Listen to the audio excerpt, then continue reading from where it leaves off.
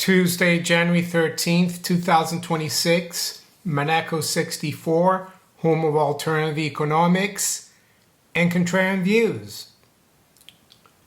Yeah, we're going to look at hyperinflation, and I know it's a controversial topic, and I would say it's a word that very few people understand completely. Just like a lot of people, in my opinion, or the majority of people, don't understand what inflation is. And I think Lenin was right, that the best way to destroy the bourgeoisie is to inflate the currency, which is a process like 99.9% of the people don't understand. And hyperinflation is even more, less understood, in my opinion. And I've been covering this topic since I started this channel, because from what we've been doing as nations with our monetary and our fiscal policy has been very worrying for me in the last 25 years, because I've studied the history. And yes, history doesn't repeat perfectly, but it rhymes. And I'm afraid the probability of hyperinflation is increasing. Worryingly, yes.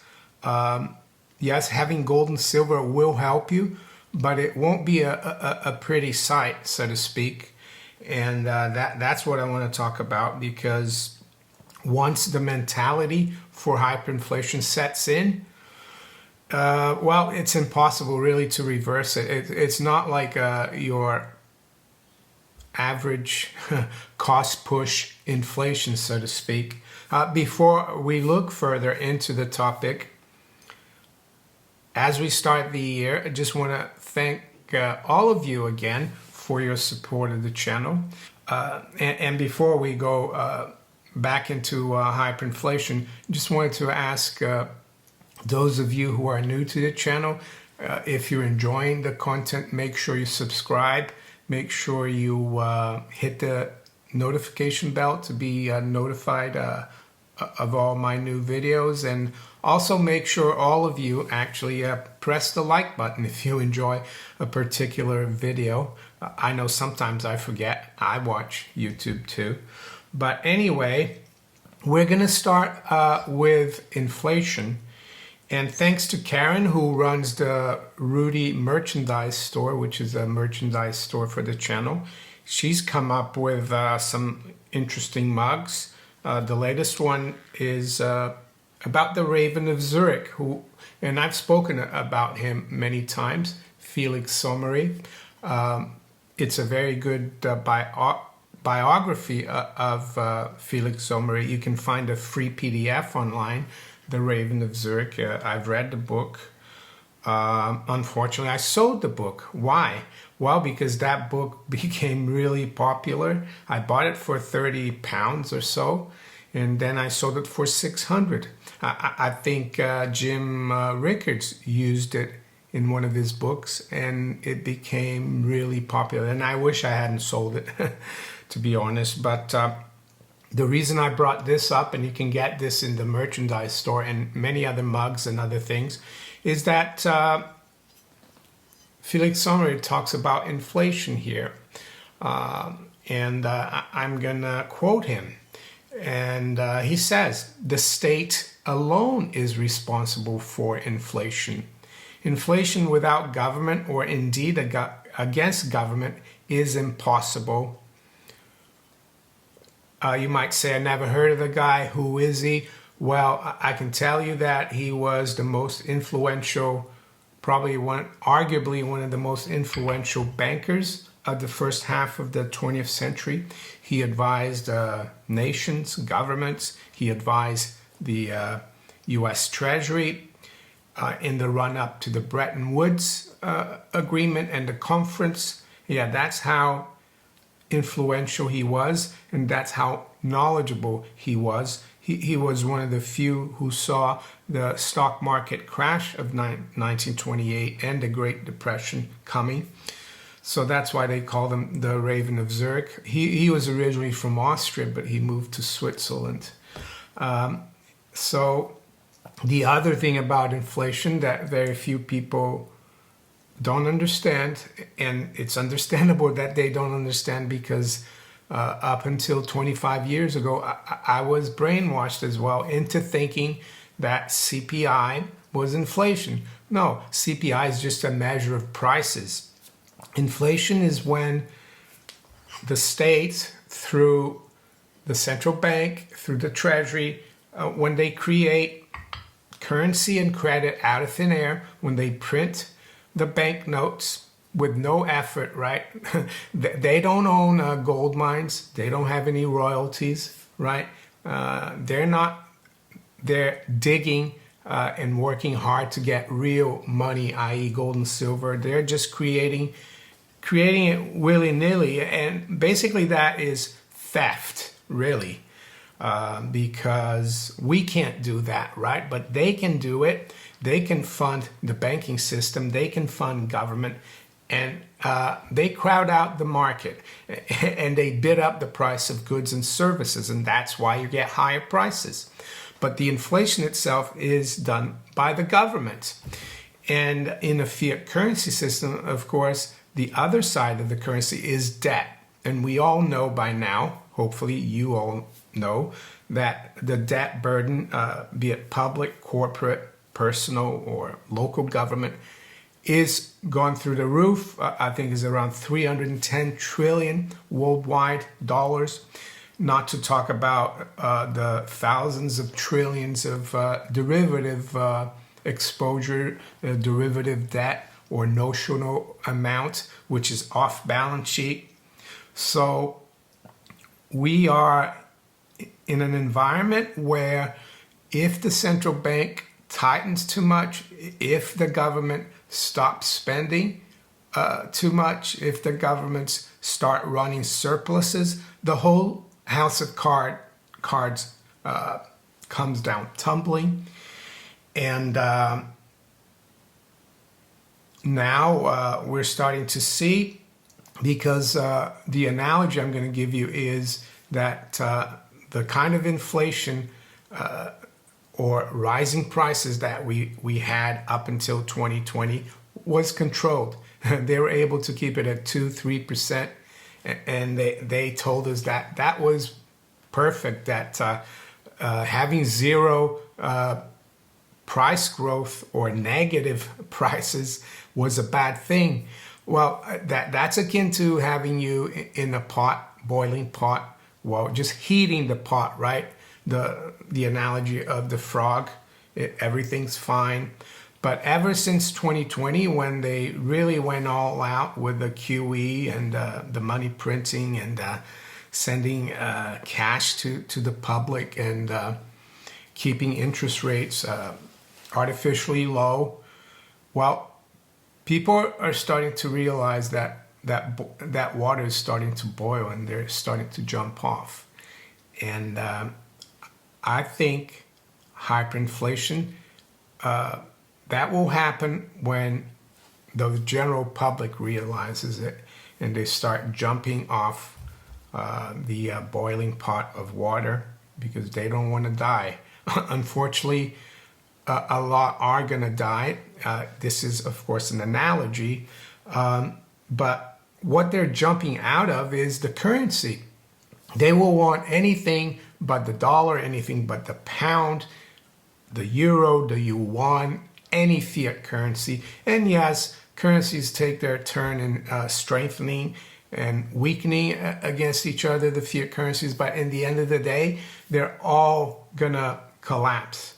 And I have a hyperinflation files, and I highly recommend you go in there. There's loads of videos about it. Hyperinflation, you can call it as well crack up boom or currency collapse. It's very different from cost push inflation. That's what Jim Sinclair actually used to talk about, the cost push inflation. That's completely different. And that's why I'm going to refer to Ludwig von Mises, one of the giants of the Austrian School of Economics. This is one of his major works, Human Action. It's a tough read. It's more of a reference book, I would say. But he talks about the crack-up boom and what it really means. And I've spoken about this many times on the channel. But of course, we need to keep refreshing this because we get new viewers and the danger is still there. So I've got here the crack-up boom. Are we there yet? Well, I think we're getting closer and closer. And so let's see what Ludwig von Mises says. But then finally, the masses wake up, right? All the frogs. They become suddenly aware of the fact that inflation is a deliberate policy, right? Deliberate policy. And will go on endlessly. A breakdown occurs. The crack-up boom appears. Everybody is anxious to swap his money against real goods. Well, is it any wonder that the smart money, the central banks, the sovereign wealth funds, the family offices are rushing to buy real assets, rushing to buy gold, silver, and other hard assets as well, and productive companies? No, it's no surprise. But anyway, no matter whether he needs them or not, no matter how much money he has to pay for them, within a very short time, within a few weeks or even days, the things which were used as money are no longer used as media of exchange. They become scrap paper, and I put that in brackets, scrap digital entries. Nobody wants to give anything away against them. It was this that happened with the continental currency in America in 1781. Yes, there's an old saying, not worth a continental. It was given the nickname of shin plaster as well, because that was the only useful thing you could do with it, right, at a certain point. With the French mandat territorial in 1796, and talking about France, if you want to find out more about what happened in France in the 1790s, I highly recommend this book. You can get a free PDF or you can buy it off the Mises Institute website. I'm going to put a link below in the description. Fiat Money, Inflation in France, How It Came, What It Brought, and How It Ended. Andrew Dixon White. It's not a big book, but it's a great book. If you want to understand what happens in the country, in the nation, and I've spoken about this, the symptoms of hyperinflation, and I think they're all present right now. So I'll continue here. And with the German mark in 1923, so that's the book you want to read, When Money Dies, Adam Ferguson, about the German hyperinflation. I'm sure there are other books out there you could look at, but I particularly enjoyed this one. It will happen again when the same conditions appear. If a thing has to be used as a medium of exchange, public opinion must not believe that the quantity of this thing will increase beyond all bounds. Inflation is a policy that cannot last. So what does that mean? It cannot last. Well, eventually people will wake up and they will want to get rid of that currency. And that's when you get the crack-up boom. And the symptoms are all there. I've been trying to look at the symptoms over the years. The debt symptom, that's been going on, right, since the great financial crisis. But things like the political and geopolitical like climate, that has to get really bad. and you have to admit, things are really bad now, not just domestically, everywhere around the West, but also internationally amongst nations. And I think that's really bad. The other thing is the morals of the society, right? Gambling, speculation, we've got plenty of that, right? The general public is involved in gambling and speculation. Government is too big. The debt is too big. And I think we need to really take this seriously, because we always think, oh, this only happens in countries like in South America or in Zimbabwe, or, not in the West. But yeah, I don't think we should be so, how can I say, convinced of that we are better, that we're not going to have hyperinflation. And I think once it starts, once the little snowflake triggers the avalanche, it's unstoppable. And I think looking at these charts that I'm going to bring up here, there's a disturbing resemblance and between the price of gold back in Weimar, Germany, and the price of gold now in the United States. And the reason I use the United States is because that's the major reserve asset or currency in the world. But if you look at the other currencies, the price of gold in other currencies, it's the same thing. So it's not going to just happen to the United States. And I found this resemblance 2 or 3 years ago. And unfortunately, it's been continuing and is getting more and more, the chart of the United States dollar is resembling more and more the paper mark, or the Reichsmark back at the tail end of World War I and the early 20s, as you can see here. Yeah, so am I saying we're going to go to $1 trillion per troy ounce? Not necessarily. By the time we get to maybe tens of thousands or 100,000, they'll have to just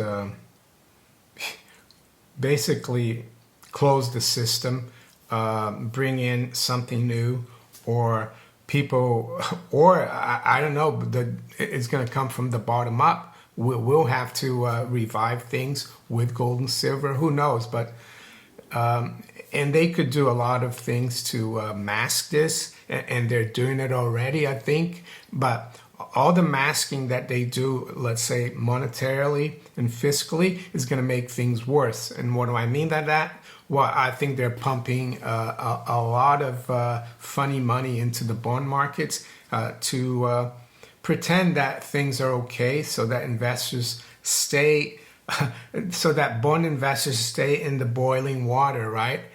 But gold and silver don't buy it, and that's why I'm not letting go of my physical gold and silver. And I spoke a few years ago, and I was also interviewed by Star Path Academy, a good YouTube channel. I would check it out. He grew up in Romania in the 90s, and they went through hyperinflation. And he said that the last thing you want to do in the hyperinflation is get rid of your gold and silver. But one advice he gave that is really important is that you have to be in good stead with your close-knit community, your family and friends, because you're going to need a lot of help if we get a currency collapse. So, and I think, unfortunately, the danger or the probability of hyperinflation now is getting more and more pronounced. And we can see by this chart of gold here that it's one of the reasons why when we broke through this red line, I was very bullish. And yes, there will be corrections along the way, but the same thing happened in Venezuela, I think 2017, 2018, and the Bolivar dropped, or price of gold rose a lot at one point, then it dropped. Can you imagine if you got rid of your gold in Venezuela in 2017, 2018, because you wanted to take profits in a dying currency? That's the same thing that's going on, not just with the dollar, but all fiat currencies. They're dying currencies. Anyway, it's 8:30 a.m. London time. So yeah, Rudy and I didn't get up as early today. We took it easy a little bit.